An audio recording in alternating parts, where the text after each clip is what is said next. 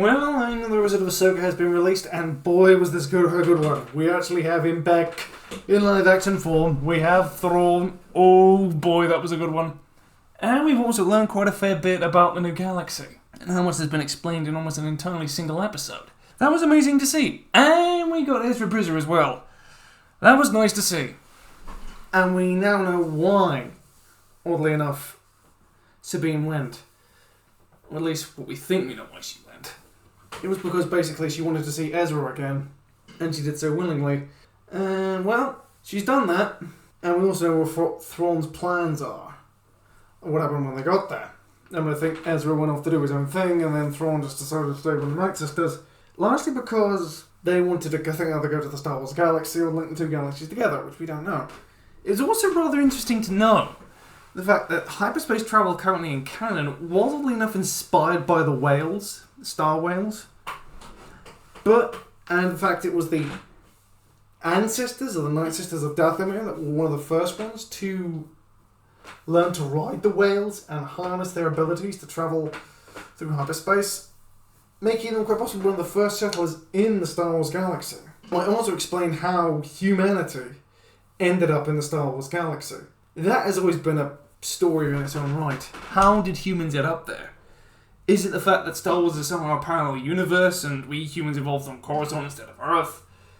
Or did we end up there by some twist of fate from our own galaxy? This idea has largely been thrown around in different forms, and a few different stories have been told, from us evolving in the Star Wars galaxy to actually ending up there by accident, and going forward, and spreading out through that way, once we ingratiate ourselves upon the natives after the Ricardo something showed up.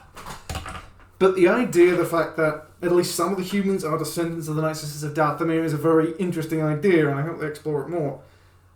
Also, meanwhile, in the what Ahsoka and Huli are doing is they're travelling to, hopefully the same point. Well, it probably will be the same point, given the way the plot development goes. And we actually start to learn a story. And the fact that he's about to tell Ahsoka one of his many stories about the Star Wars galaxy. And we also learn for a fact that apparently the galaxy that they ended up in were old folk stories, apparently. For at least a thing for humans and Jedi. So just think about possibly maybe more than one Star Wars species actually were immigrants to this in the galaxy. But I think it's nice to see another Imperial Remnant faction again. And oddly enough with Thrawn back. Notice the fact that his uniform is spotlessly white, while the Stormtroopers' uniforms have got bits of patches of grey and red and other colours on them. The other thing was the Captain of the Guard's unique helmet. That was brilliant and quite unique. Because part of me initially, when I was watching the episode, thought that was Ezra Bridger under there, that somehow Thrawn had brainwashed him. But how does that make any real sense? It's quite possible he might be local. And the fact that Thrawn has somehow built a cult of personality around him. I'm assuming quite possibly he's had to replenish his forces from the local population, who revere him as a god, in the same way that the Night Sisters of Dathomir are much likely revered or even feared. And as a result, he's probably tried to bring order to the planet, and a select few have done it. The other thing I really liked about the episode as a whole was, oddly enough, the implications. The fact the Night Sisters are perhaps very old. 25,000 years plus old in terms of society. And at the same time, Morgan and Elizabeth actually, well, we actually know for a fact early on that she was a descendant of them, but now also knowing for a fact that their ancestors are there and the fact they don't trust much the Jedi. We also learned something a bit about one of the two mercenaries she hired. More specifically, the Jedi Master. He was, oddly enough, a veteran of the Clone Wars. That was very interesting, because he left the Jedi Order. And it's quite possible maybe he was one of the survivors of Order 66, or maybe he left sometime during the Clone Wars. We don't necessarily really know. He says he left the Jedi Order, but who knows with a man like that? And the other thing is the fact that Shin, his apprentice, she's very much intrigued about the Jedi past, but isn't quite really sure where to go. The other thing I really enjoyed was, I think for a fact that Thrawn wants to get rid of Ezra. And so he plans sending out the two Jedi once out after Sabine, and once Sabine has located Ezra, those two are going to come in and attack. We've also got to see a new species. A kind of sort of small snail-like creature. It basically looks a bit like a humanoid snail who cowers under a shell. And apparently seems to be a favourite food of Sabine's mount. They in themselves are quite interesting people. Very, very skittish, so they're quite balanced, even though they've been quite small. Also, at the same time, they've adopted the symbol of the rebellion, so New Republic, as something of their own. And Ezra lives amongst them as quite possibly a very well-respected figure. Living a simple life really, I think, was not bad. It was a quite a touching scene, watching Sabine and Ezra be reunited. But also, Thrawn's scheme is to return. He's waited a number of years in exile, and now the opportunity has come.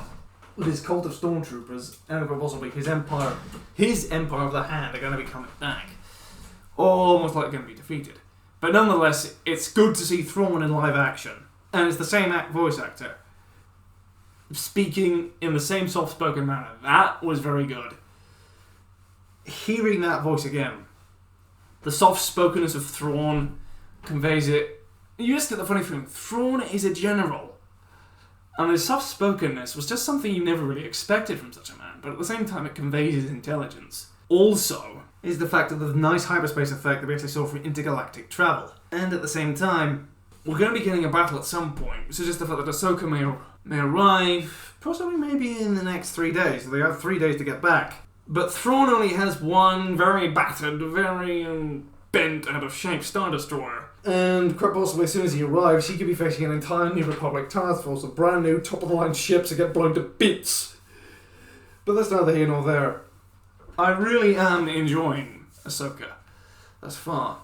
I really have, oddly enough, enjoyed it. And I look forward to more of it in the last 2 episodes when they come out. I really can't wait. And now I just hope for a fact they actually get it right this time. Because this is a windfall for Star Wars, and a windfall should be done right. I just think just for a fact, if I'm not going to say anything about criticism of this episode, I think the beginning was a little slow. But that's largely because of the fact they're travelling somewhere. But now it's all coming together, and everything is very interesting. Including the bit about the Night Sisters. I am so intrigued by this Night Sisters of Dathomir. And that is just one thing I really like about the whole. It's the fact that we have the Night Sisters of Dathomir, and they're in the story ready to go. And that is one of those interesting tidbits that were introduced early on, built up, and now gradually becoming more and more interesting, from near extinction bar for a handful of survivors to quite possibly maybe a serious force going forward. And for all we know, they might play a role in further aspects. We don't know. Might even be a future villain in future Star Wars stories. I mean, they certainly seem to be setting them up that way. Well, I've been the Universal Challenger, asking you to please leave a like, comment, and subscribe. I'll catch you on the next one. Cheerio!